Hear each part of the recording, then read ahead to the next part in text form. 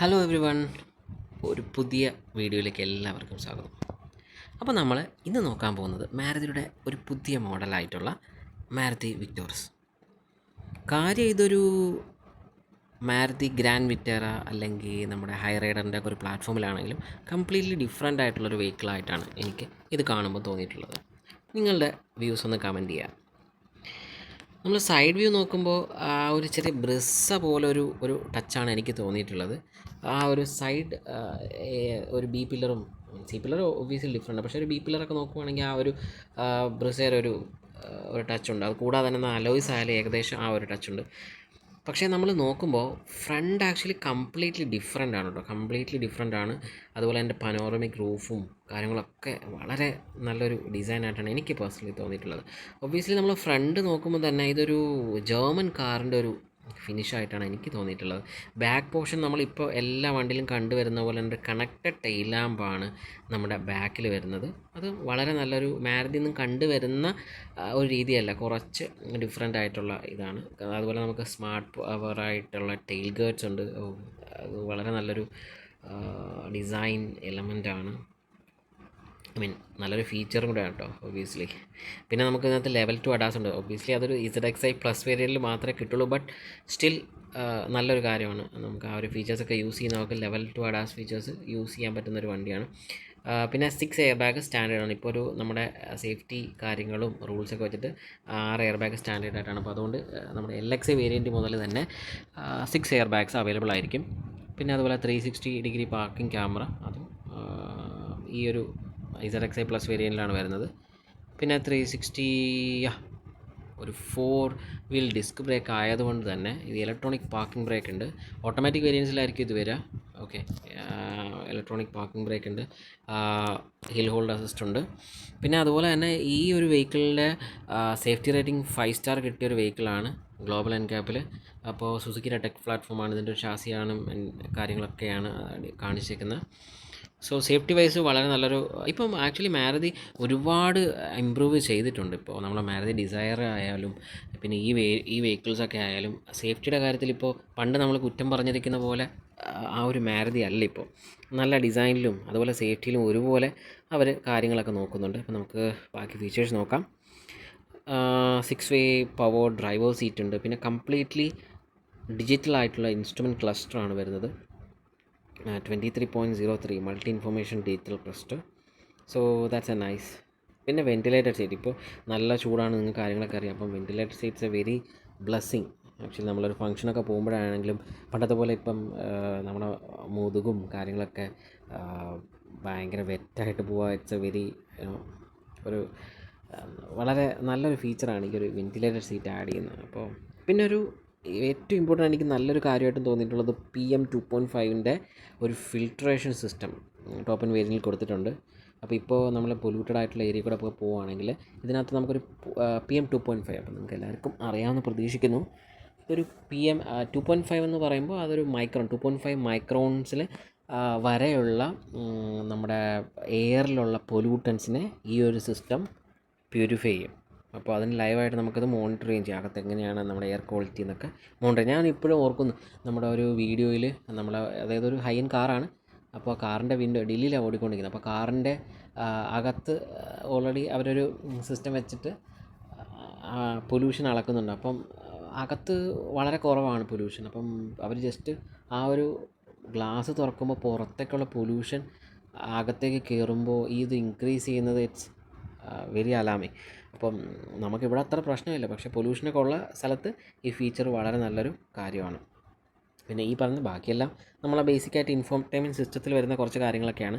പിന്നെ top end വേരിയൻറ്റിൽ Haman ഗാർഡൻ്റെ നല്ല ഒരു സ്പീക്കർ, ഡോൾബി അറ്റ്മോസും 5.1 സറൗണ്ട് സിസ്റ്റമൊക്കെ ഉള്ള നല്ലൊരു സിസ്റ്റം വന്നിട്ടുണ്ട്. പിന്നെ ഈ ടോപ്പ് ആൻഡ് വേരിയൻറ്റിലും നമ്മുടെ നെക്സ്റ്റ് സുസുക്കി കണക്ട് വിത്ത് ഈക്കോൾ ആ ഒരു ഫീച്ചർ, അതായത് നമ്മളെ വണ്ടിയുടെ മോണിറ്ററിങ്, നമ്മളെ വണ്ടി ട്രാക്ക് ചെയ്യാം, നമ്മളെ ഡ്രൈവിംഗ് മോഡ്സ്, നമ്മളെ ഡ്രൈവിംഗ് നേച്ചർ എങ്ങനെയാണ്, അപ്പോൾ എല്ലാ കാര്യങ്ങളും ഇപ്പോൾ നമ്മൾ ഈ പറഞ്ഞ PM 2.5ൻ്റെ ആ ഒരു സിസ്റ്റത്തിൻ്റെ മോണിറ്ററിങ് വരെ നമുക്ക് ഫോണിൽ കൂടെ ആക്സസ് ചെയ്യാം. അപ്പോൾ ഒരുപാട് കണക്റ്റഡ് ഫീച്ചേഴ്സ് അവൈലബിൾ ആണ്.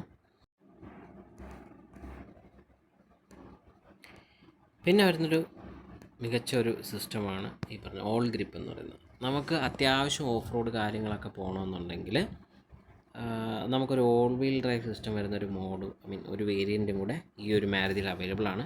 പക്ഷേ ഒരു കാര്യം ശ്രദ്ധിക്കുക, ഇതൊരു ജിംനിയെ പോലെ തന്നെ ഒരു 4 വീൽ ഡ്രൈവ് സിസ്റ്റം അല്ല, it's A all wheel drive system.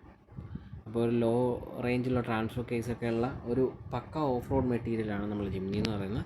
പക്ഷേ അത്രയും കേപ്പബിൾ അല്ല, ബട്ട് സ്റ്റിൽ നമുക്ക് ചെറിയ ചെറിയ ഓഫ് റോഡ് കാര്യങ്ങളൊക്കെ ഇത് വെച്ച് പോകാം. നമ്മുടെ പഴയ ഡസ്റ്ററിലൊക്കെ ഉണ്ട്, റിനോൾഡ് ഡസ്റ്ററിലൊക്കെ ഉണ്ടായിരുന്ന ആ ഒരു കാര്യം തന്നെയാണ് ഇതിലുള്ളത്. പിന്നെ ഇതിൻ്റെ മെയിൻ ഹൈലൈറ്റ് നമ്മളിപ്പോൾ മാരുതീസിലൊക്കെ കണ്ടുവരുന്ന ഞാൻ പറഞ്ഞ ഹൈബ്രിഡ് സിസ്റ്റമാണ്. അപ്പോൾ അതിൻ്റെ സ്പെക്ക് കാര്യങ്ങളൊക്കെ ഇനി ബാക്കിലോട്ട് പറയാം കേട്ടോ. ഇതൊരു പ്ലഗ് ഇൻ ടൈപ്പ് അല്ല, ഒരു ഓൺ ബോർഡ് സിസ്റ്റത്തിലുള്ള തന്നെ ഒരു ബാറ്ററി പവേർഡ് അസിസ്റ്റ് ചെയ്യാൻ വേണ്ടി നമ്മുടെ ഇൻറ്റേർണൽ കമ്പഷൻ എഞ്ചിനെ ഒന്ന് ഹെൽപ്പ് ചെയ്യാൻ വേണ്ടിയിട്ട് ഒരു ഇലക്ട്രിക് മോട്ടർ വിത്ത് ബാറ്ററിയും കൂടെ ഉള്ള ഒരു സിസ്റ്റം കൂടെ ഈ ഒരു സ്മാർട്ട് ഹൈബ്രിഡിൽ ഉണ്ട്. അപ്പോൾ അത് നമ്മൾ മൈലേജിന് അത്യാവശ്യം നല്ലപോലെ കൂട്ടുന്നുണ്ട്. ഒരു അറൗണ്ട് 8 to 9 km/ലിറ്റർ നമുക്ക് മൈലേജ് കൂടുതൽ കിട്ടുന്നുണ്ട്. പിന്നെ ഇതേ കണ്ടില്ലേ, ഇത് നമ്മുടെ ഓൾ ഗ്രിപ്പ് മോഡലിനകത്ത് നമുക്ക് സ്നോ, സ്പോർട്ട്, അതുപോലെ തന്നെ ഡ്രൈവ് മോഡ്സ് എല്ലാം സെലക്ട് ചെയ്യാനുള്ള ഓപ്ഷൻ ഉണ്ട്. അപ്പോൾ അത് നല്ലൊരു ഓപ്ഷൻ ആയിരിക്കും കേട്ടോ. നമുക്ക് കുറച്ച് ഹില്ലി ഏരിയാസിലും അത്യാവശ്യം ഫാമിലീസിലൊക്കെ ആയിട്ട് പോകുമ്പോൾ കുറച്ച് ചെറിയ ഓഫ് റോഡൊക്കെ ചെയ്യാൻ പറ്റുന്ന ഒരു മോഡലാണ്. കണ്ടോ, നല്ലൊരു ഡിസൈനാണ് കേട്ടോ. എനിക്ക് വളരെയധികം ഇഷ്ടപ്പെട്ട ഒരു വെഹിക്കിളാണ് വിക്ടോർസ് എന്ന് പറയുന്നത്. ആ ഒരു ഡ്യുവൽ ടോൺ കോമ്പിനേഷൻ തന്നെയായിരിക്കും ഇതിന് ഒരു ഹൈലൈറ്റ് അല്ലേ? നിങ്ങൾക്ക് എന്താ തോന്നുന്നത്? പിന്നെ നമുക്കൊരു CNG വേരിയൻറ്റും കുറച്ചുകൂടെ എക്കണോമിക്കലി ഓടിക്കണമെങ്കിൽ ഒരു CNG വേരിയൻറ്റും കൂടെ കൊടുത്തിട്ടുണ്ട്. അതുപോലെ തന്നെ അത് കണ്ടില്ലേ, CNG വേരിയൻ്റ് ആകുമ്പം തന്നെ ഇതിൽ ലഗേജ് സ്പേസ് തന്നെ ഉണ്ടാവും. Huge amount of luggage space കിട്ടും. കാരണം അത് അണ്ടർ ബോഡി CNG ആണ്. അതുകൊണ്ട് നമ്മുടെ ലഗേജ് സ്പേസിൻ്റെ നമ്മൾ പണ്ട് കൺവേർട്ടൊക്കെ ചെയ്യുമ്പോൾ ലഗേജ് സ്പേസ് പോകുമെന്ന് വെച്ചിട്ട് നമ്മൾ കുറേ പേരൊക്കെ അത് മാറ്റാറുണ്ട്. പക്ഷേ ഇവിടെ അണ്ടർ ബോഡി ആയതുകൊണ്ട് തന്നെ അത്യാവശ്യം നല്ല രീതിയിലുള്ള ഒരു സ്പേസൊക്കെ നമുക്ക് കിട്ടും കേട്ടോ. ഇത് കണ്ടോ, പാഡൽ ഷിഫ്റ്റേഴ്സൊക്കെ ഉണ്ട്. 6 സ്പീഡ് ഓട്ടോമാറ്റിക് ട്രാൻസ്മിഷനാണ്, ടോ കൺവേർട്ടർ തന്നെയാണ്. അതുകൊണ്ട് അത്യാവശ്യം നല്ലൊരു ട്രാൻസ്മിഷൻ തന്നെ ആയിരിക്കും. പിന്നെ ഒരു 5 സ്പീഡാണ്. ഇപ്പോൾ മോഡേൺ വെഹിക്കിൾസിലൊക്കെ ഒരു 6 സ്പീഡാണ്, ഗിയർ ബോക്സാണ് മാനുവലിൽ വരുന്നത്. പക്ഷേ മാരുതി 5 സ്പീഡാണ്. It's a manageable.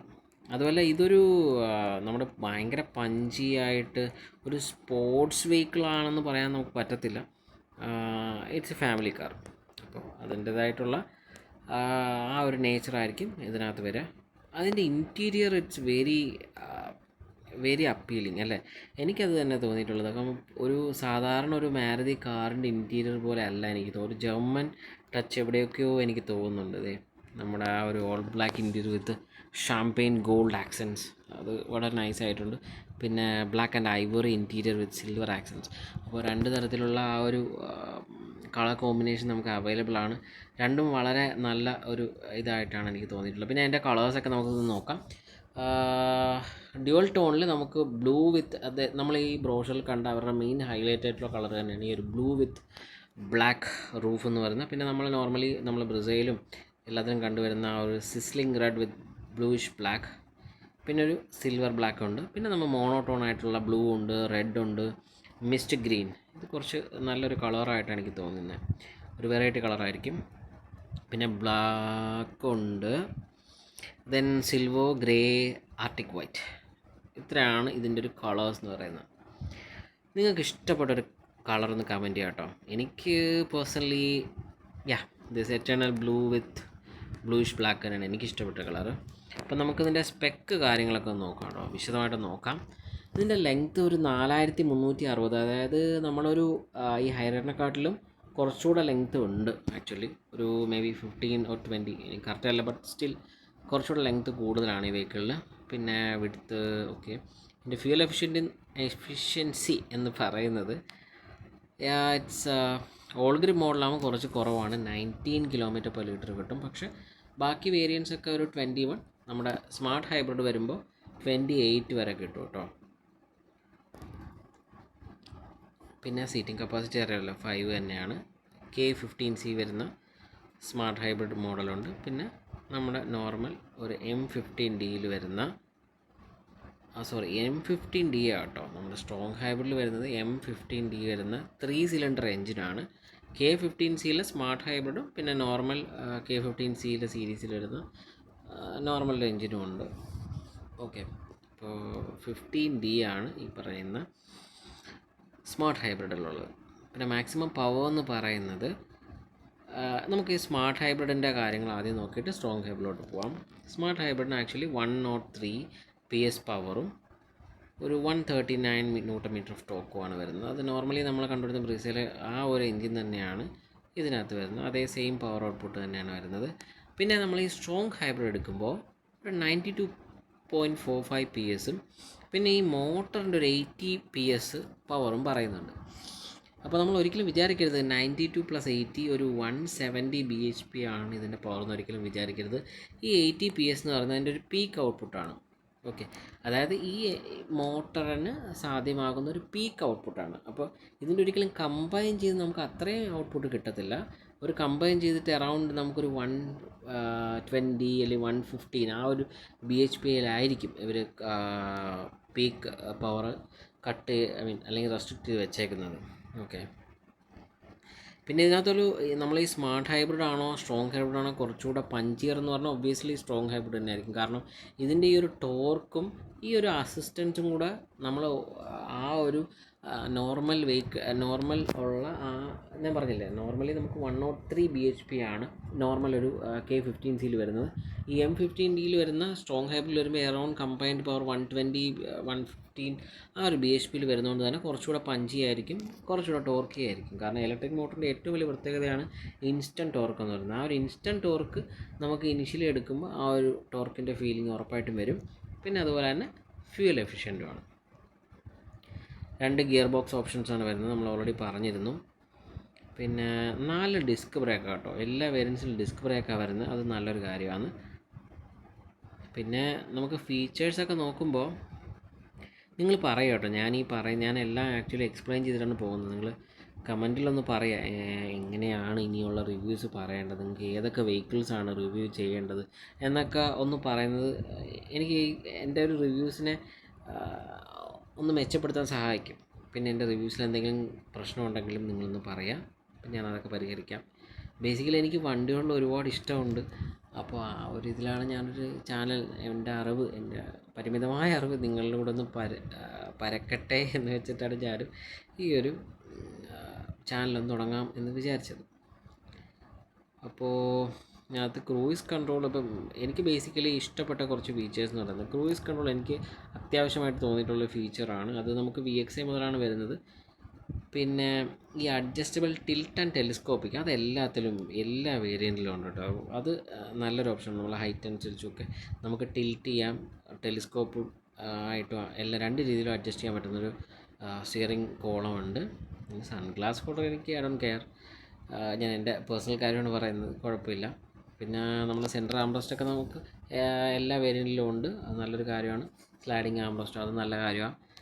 പിന്നെ വാനിറ്റി മിറർ അത് ഈ ZXi പ്ലസ്സിലേ ഉള്ളൂ, അത് വളരെ യൂസ്ഫുൾ ആയിട്ടുള്ള തോന്നില്ല. പിന്നെ പാഡൽ ഷിഫ്റ്റേഴ്സ് നമുക്ക് ഓട്ടോമാറ്റിക്കിനകത്ത് VXI മുതലാണ് ഓട്ടോമാറ്റിക് വരുന്നത്. അപ്പോൾ അതിന് ഓട്ടോമാറ്റിക്കായിട്ടുള്ള എല്ലാ വെഹിക്കിൾസിലും പാഡൽ ഷിഫ്റ്റേഴ്സ് ഉണ്ട്.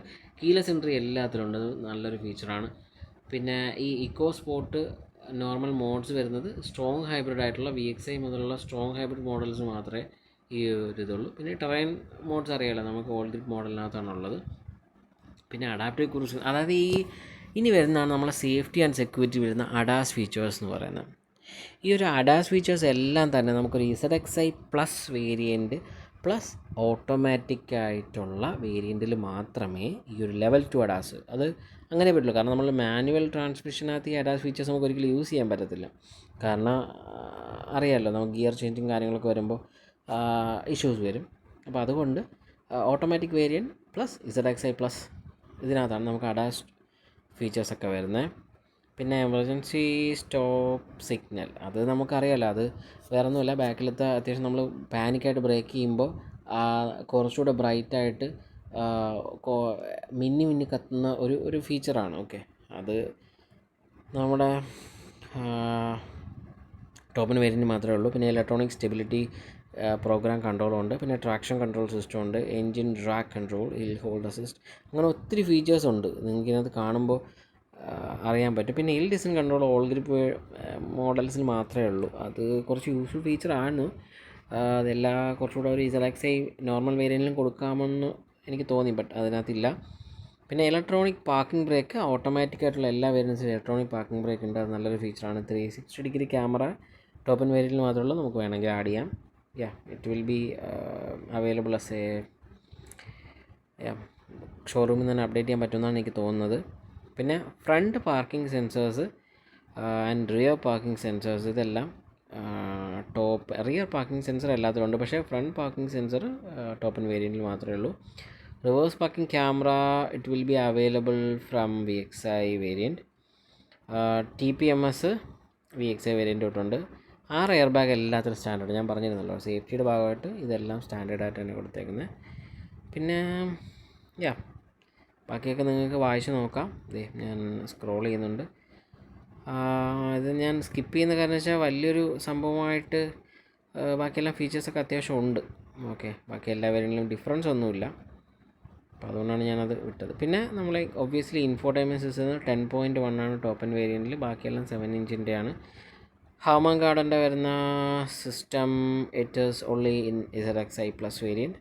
പിന്നെ ഈ പറഞ്ഞ കണക്ടിവിറ്റി ഫീച്ചേഴ്സ് കൂടുതലും വയർലെസ് ആൻഡ്രോയിഡും ആപ്പിൾ പ്ലേ ഒക്കെ എല്ലാ വേരിയൻറ്റിലും ഉണ്ട്. ഓവർ ദി ഇയർ അപ്ഡേറ്റ്സ് ഉണ്ട്, അതെല്ലാം കാര്യങ്ങളും ഉണ്ട്. പക്ഷേ ഈ അലക്സ, ദെൻ ആപ്പ് സ്റ്റോർ, ഇങ്ങനെയൊക്കെയുള്ള കുറച്ച് കാര്യങ്ങളെല്ലാം ഈ ടോപ്പ് ആൻഡ് വേരിയൻറ്റിൽ മാത്രമേ ഉള്ളൂ കേട്ടോ. പിന്നെ ഡോ സ്പീക്കേഴ്സ് ഒബ്വിയസ്ലി ZXi പ്ലസിൽ 4 ഡോ സ്പീക്കേഴ്സ് വരും, പിന്നെ ട്വീറ്റേഴ്സ് വരും. പിന്നെന്താ, പിന്നെ ബാക്കി ഈ പറഞ്ഞ ബാക്കിയെല്ലാം കണക്റ്റഡ് ഫീച്ചേഴ്സൊക്കെയാണ്. Geo fencing, time fencing, valet alert, emergency calling, stolen vehicle notification and tracking, ഇതെല്ലാം VXi മുതൽ അവൈലബിൾ ആണ്. LXi ബേസ് വേരിയൻറ്റിൽ എന്നേ ഉള്ളൂ. ബാക്കി എല്ലാത്തിലും ഈ കണക്റ്റഡ് ഫീച്ചേഴ്സൊക്കെ അവൈലബിൾ ആണ്. ട്രിപ്പ് സമ്മറി, നമ്മളെങ്ങനെയൊക്കെയാണ് ഓടിക്കുന്നത്, എത്രമാത്രം എഫിഷ്യൻ്റായിട്ടാണ് ഓടിക്കുന്നത്. അപ്പോൾ എനിക്കൊരു താറുണ്ട്, അപ്പം അതിനകത്ത് ഇങ്ങനെ കാണിക്കാറുണ്ട്. അത് വെച്ചിട്ടാണ് ഞാൻ പറഞ്ഞത്.